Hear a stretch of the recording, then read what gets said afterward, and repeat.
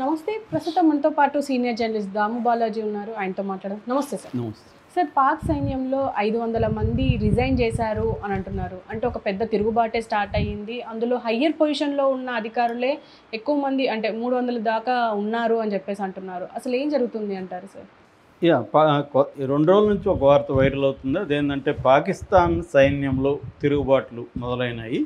అనేక మంది అధికారులు తమ ఫ్యామిలీస్ని లండన్కి లేకపోతే న్యూజెర్సీ లాంటి ప్రాంతాలకి తరలించేశారు. Including Pakistan general Asim Munir family కూడా వెళ్ళిపోయింది. అట్లాగే పాకిస్తాన్కి సంబంధించిన ఆర్మీకి సంబంధించిన ఆఫీసర్లు దాదాపు 300 మంది పైన పై స్థాయి ఆఫీసర్లు రిజైన్ చేశారు. మామూలు ఆర్మీ సోల్జర్స్ ఒక 5,000 మంది వరకు రిజైన్ చేశారు. వీళ్ళు ఎక్కువ మంది గల్ఫ్ కంట్రీస్కి వెళ్ళిపోతున్నారు. ఆల్రెడీ వాళ్ళ బంధువులు వాళ్ళు అక్కడ ఉద్యోగాలు చేయడం, ఇక్కడ సైన్యంలో పనిచేయడం కంటే అక్కడ పోయి పని చేసుకోవడం బెటర్ అన్న ధోరణిలోకి వాళ్ళు వెళ్ళిపోయారు అన్న ఒక వార్త వైరల్ అవుతుంది. దీన్ని అఫీషియల్గా పాకిస్తాన్ ఎక్కడా కూడా చెప్పలేదు.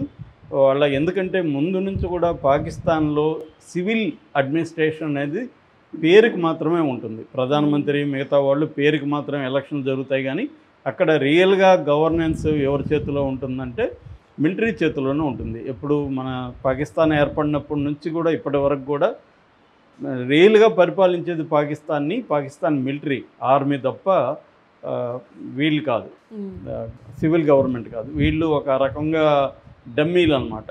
ఏ ప్రధానమంత్రి ఉన్నా డమ్మీలే. మిలిటరీకి అనుగుణంగా ఉంటేనే వీళ్ళు ఉంటారు, లేకపోతే వీళ్ళని జైళ్ళల్లో పెట్టేస్తారు ఏదో కారణం చెప్పి. అట్లాగే ఇమ్రాన్ ఖాన్ కూడా బిగినింగ్లో మిలిటరీకి అనుకూలంగా ఉన్నాడు. అతన్ని పైకి లేపారు. తర్వాత అతనికి మిలిటరీకి మధ్య గొడవలు వచ్చేసరికి అతన్ని జైల్లో వేశారు. 2 ఏళ్ళుగా అతను జైల్లో ఉన్నాడు.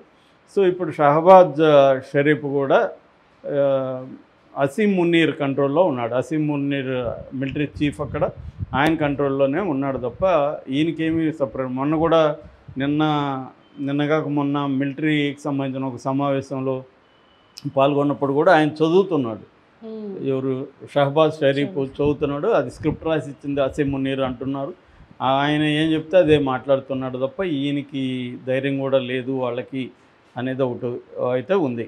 సో అంటే ఇప్పుడు అందరూ కూడా ఈ పాకిస్తాన్ యుద్ధం వెళ్ళడం వాళ్ళకి ఇష్టం లేదు, మిలిటరీ వాళ్ళకి ముఖ్యంగా. ఎందుకంటే గత కొంతకాలంగా మిలిటరీ అనేక ఇబ్బందులు పాకిస్తాన్లో పడుతుంది. ప్రధానంగా 2 రకాల ఆర్మ్డ్ రెబలియన్స్ పాకిస్తాన్లో జరుగుతున్నాయి. ఒకటేమో బలూచిస్తాన్ అనేది అతి బిగ్గెస్ట్ ప్రావిన్స్ ఇన్ పాకిస్తాన్. ఆ బలూచి లిబరేషన్ ఆర్మీ అనే ఒక సంస్థ అక్కడ చాలా పెద్ద స్థాయిలో తిరుగుబాటు చేసి మొన్న last 2 months back Jaffar express అనే ఒక దాన్ని కిడ్నాప్ చేసి దాదాపు 200 మంది పైన అక్కడ చంపింది. ఇప్పటికీ లాస్ట్ ఇయర్ ఈ 3 నెలలు కలుపుకుంటే ఈ 4 నెలలు దాదాపు 500 మంది సైనికుల్ని వాళ్ళు చంపేశారు.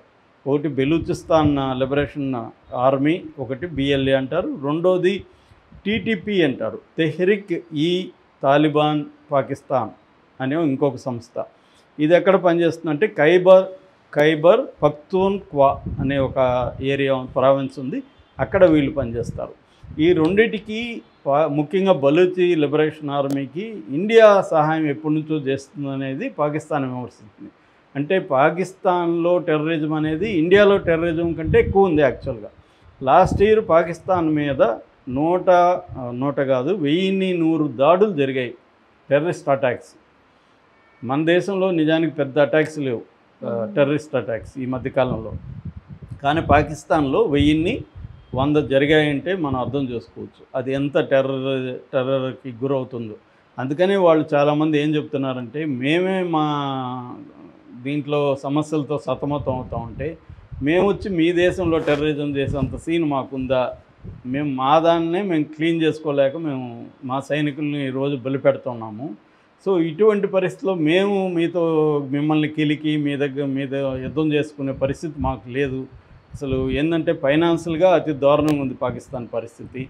వాళ్ళు అతి దారుణమైన 20 నుంచి 35% ఇన్ఫ్లేషన్ ఉంది.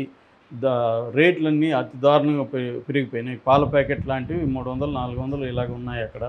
అంటే మినిమం నీళ్ళు అవి తీసుకునే పరిస్థితి లేదు. ఇప్పుడు టీలు తాగొద్దని కూడా గవర్నమెంటే సజెషన్ ఇచ్చింది, ఎందుకంటే టీ పొడి ఇంపోర్ట్ చేసుకోవాలి. ప్రతిదీ ఇప్పుడు ఫర్ ఎగ్జాంపుల్ మందులు 40% నుంచి 50% మందులు ముడి మందులు అంటే వాళ్ళు మందులు తయారు చేయాలంటే ఇవి ముడి ఉండాలి, అవి ఇండియా నుంచి వెళ్తాయి. ఇప్పుడు వాళ్ళు అవన్నీ కూడా బ్యాన్ అయిపోయినాయి కాబట్టి ఇంకా కష్టాల్లో ఉన్నారు.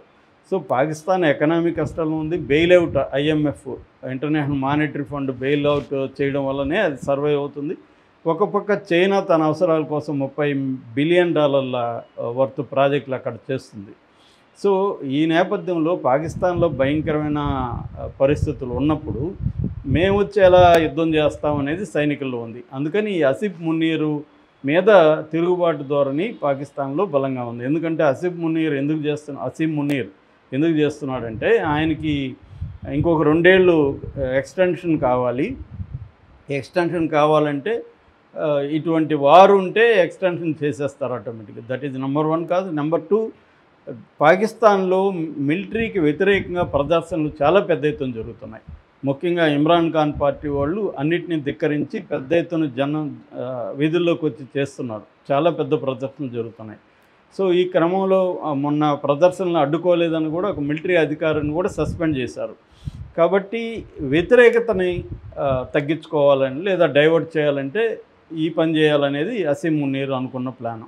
3వ కారణం, అసీం మునీర్ రాజకీయాల్లోకి రావాలనుకుంటున్నాడు. మిలిటరీ రిటైర్డ్ అయిన తర్వాత రాజకీయాల్లోకి రావాలనుకుంటారు. రాజకీయాల్లో తాను ఒక పాకిస్తాన్ ఛాంపియన్ లాగా, పాకిస్తాన్ కోసం పోరాడిన యోధుడిలాగా బిల్డప్ ఇచ్చుకోవడం కోసం కూడా అతనికి తెలుసు ఇట్లాగా ఒక టెర్రర్ యాక్టివిటీ మనం కాశ్మీర్లో చేస్తే ఇండియా మన మీదకి వస్తుంది, అప్పుడు మనం ఇండియాకి వ్యతిరేకంగా పోరాడుతున్నాం అన్న ఒక బిల్డప్ ఇవ్వచ్చు అన్న ఒక ప్లాన్ వేసుకొని అతను చేశాడు. ఎందుకంటే ఇది ప్రతి ఒక్కరూ అనేక దేశాల్లో చేస్తున్నారు. మనకి బెంజమిన్ నెతన్యాహు కూడా ఇదే పని చేశాడు. వాళ్ళ దేశంలో 1000 మందిని వాళ్ళు చంపితే ఇతను వెళ్ళి 50,000 మందిని చంపాడు. అందులో సగం మంది చిన్నపిల్లలు ఉన్నారు. సో ఇవన్నీ ఎందుకు చేస్తున్నారంటే వీళ్ళ పదవులు కాపాడుకోవడం కోసం పక్క దేశంతో యుద్ధాలు అనేవి జరుగుతున్నాయి. ఈవెన్ మనకు ఉక్రెయిన్ వారు చూసినా, రష్యా ఉక్రెయిన్ వారు చూసినా, ఇక్కడ చూసినా ఇవన్నీ ఇదే కారణాలు. వాళ్ళ డొమెస్టిక్ రీజన్స్ నుంచి వాళ్ళు ఒక లేని ఎనిమిని క్రియేట్ చేసి ఆ ఎనిమితో పోరాడడం వల్ల మొత్తం ప్రజలు డైవర్షన్. ఇప్పుడేమైంది, మోడీకి వ్యతిరేకత బాగా పెరుగుతున్న క్రమంలో ఇది జరగడం వల్ల ఇప్పుడు మొత్తం దేశం అంతా మోడీ వెనక నిలబడాల్సిన పరిస్థితి ఏర్పడింది. మొన్న 15 పార్టీల సమావేశంలో, ఆల్ పార్టీ మీటింగ్లో కూడా 15 పార్టీలు నిర్ద్వందంగా మోడీకి సపోర్ట్ చేయడం అనేది ఈ మధ్యకాలంలో ఫస్ట్ టైం అనమాట. ఎందుకంటే మోడీకి తీవ్ర వ్యతిరేకత అనేక చోట్ల పెరుగుతుంది మోడీ ప్రభుత్వానికి.